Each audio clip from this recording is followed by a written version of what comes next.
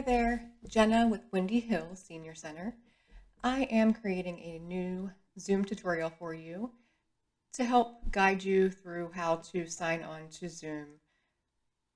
And the way we will start, if you already have a Zoom account, then I'm going to show you that way. I'm also going to show you how to change some preferences so that it will help you to not have to have so many steps when you first get started each time you sign in to a new meeting. So you'll go ahead and double click or tap on your Zoom icon that you find on your smart device, and you'll have to sign in. So go ahead and put in your information, and once you're into your account, you will see a screen that looks like this pop up. So if you wanted to join a meeting, you would just click on join. And when you do that, a box will appear on your screen. This pop up, and it will be asking you for the meeting ID or personal link name. On our website, and I know Tracy has been handing out some papers to some of our members with the meeting ID numbers on them. Also at lunchtime, if you come for our drive-through lunch, you'll receive a paper that has the meeting ID numbers. If you have that handy, then this is one way that you would be able to access a meeting without having to go to the website or Facebook page. The meetings, the IDs stay the same for each of the fitness classes that we offer, and like the painting class with Pat Ish, her meeting ID is going to stay the same as well each time that she comes. So there is something that we did add on recently, though. We added the passcode where you have to type in the passcode. So the passcode for all of our Windy Hill classes will be 1472. The only classes that will have a different passcode will be the Silver and Fit shadow boxing or rock steady boxing class with Lori DePorter, and I do post that passcode whenever I put that in anywhere on the website or on the Facebook page, so you'll know that that has a different passcode than the 1472. So one of the classes that we offer is Silver Sneakers, and that meeting ID stays the same each week. So I'm going to go ahead and type that in, 821-3661-1618. And it says here it has options: do not connect to audio, turn off my video. I don't want to have either of those check marked. If I do, then I'm not going to have the ability to have audio or video during the time that I am joining the meeting, and I want to have both of those available. So I'm going to go ahead and click join, and it'll look something like this, and I will be able to see myself. The reason that it popped up this way is because I have a setting that I don't have to anymore have the pop-ups each time asking me about if I want to allow my video and if I want to join using the dial-up internet, or if I want to call in for the audio. I no longer have to put those in because I did some settings. I'm going to show you how to do those settings so you don't have to answer those questions each time as well. But if they do pop up on your screen, you want to allow video or join with video, and you want to select dial in using internet. You do not want to make the choice of calling in, though, because that would be if you would be taking a phone and calling in addition to being on your device. So you would have to be doing two separate devices at once, and you probably don't want to do that. So in order to make this larger, in the top there is a square, or you can choose this, and this makes it full screen. But right above that, there is a square that you can choose. So you'll have something else like this pop up on your screen then. And you'll see on the very bottom, there are some different options: mute, stop video, security, participants, chat. The chat function is if you need to speak with somebody in the group, but you don't want to say it out loud. Like if there's a presenter here and you have a question, but they're talking and you don't want to interrupt, the chat function is great for that, so that you can ask a question and they can get to it whenever they are able to, instead of interrupting them when they're speaking. Share screen will probably not be on yours, or it won't be enabled on yours most likely.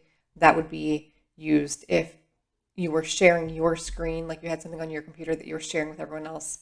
For instance, a presenter that is showing pictures of a trip that they took, they would share their screen and show those pictures. So that would be a way for us to give the ability to others to share something on the screen.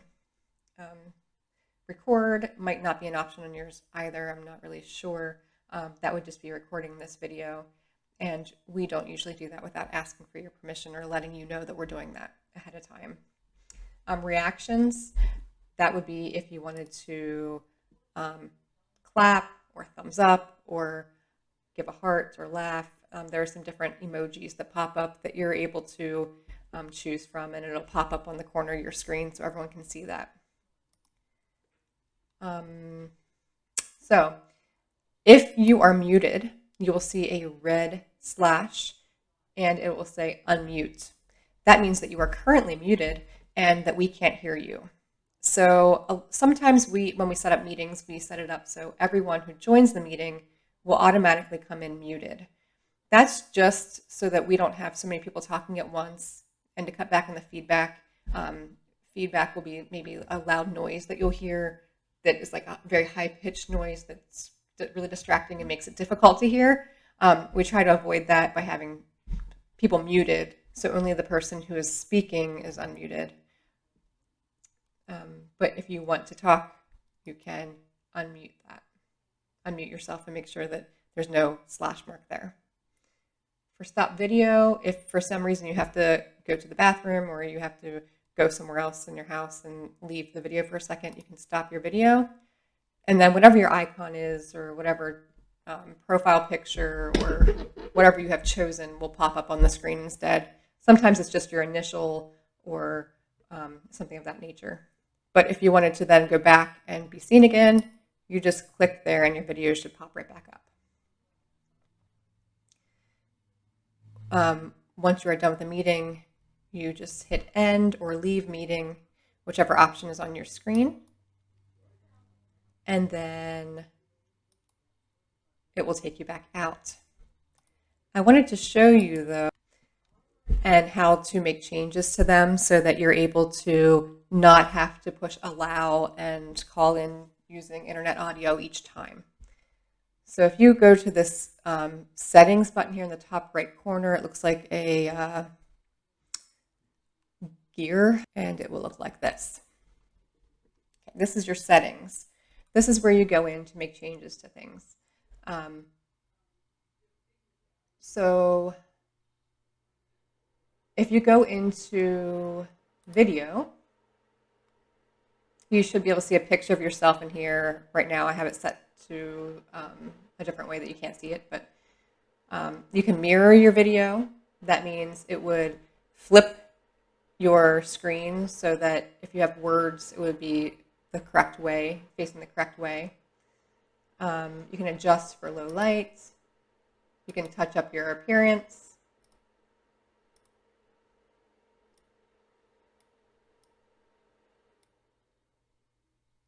Which are some cool things that you can work on.